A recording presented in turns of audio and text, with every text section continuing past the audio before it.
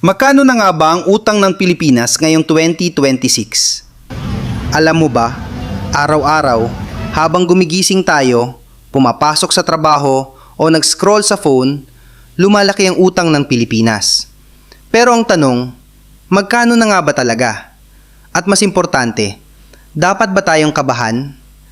Bago natin pag-usapan ang exact amount, intindihin muna natin, ano ba ang utang ng bansa?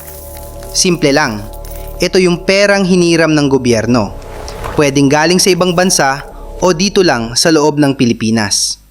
Ginagamit to para sa infrastruktura, kalsada, tulay, airport, sweldo ng mga empleyado ng gobyerno, ayuda at serbisyo para sa mamamayan. Pero syempre, utang yan at kailangang bayaran. Ngayon, eto na. Taon-taon, tumataas ang utang ng Pilipinas. Lalo na nung pandemic, kailangan talaga mang utang para buhayin ang ekonomiya. Hanggang sa umabot tayo sa point na trilyon na ang usapan.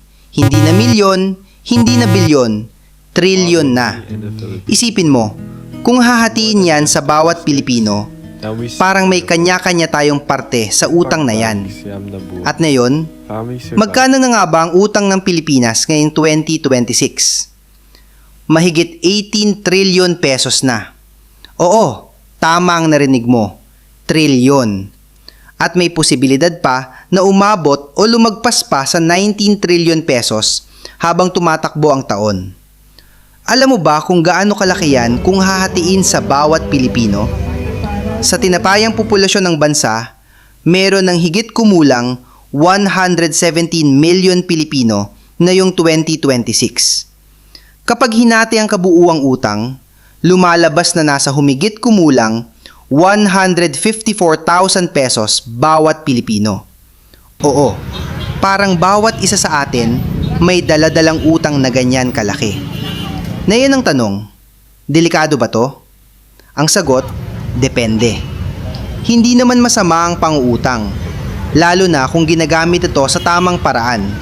Kung napupunta sa projects, development, trabaho, pwede itong makatulong sa ekonomiya. Pero kung hindi maayos ang paggamit, doon nagiging problema.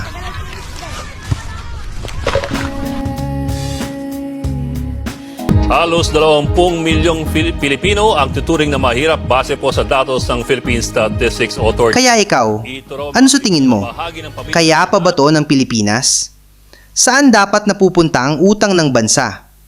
Comment mo sa baba. At kung gusto mo ng ganitong usapan, follow mo ang Usapang Trend para sa balita, aral at kwento na dapat mong malaman.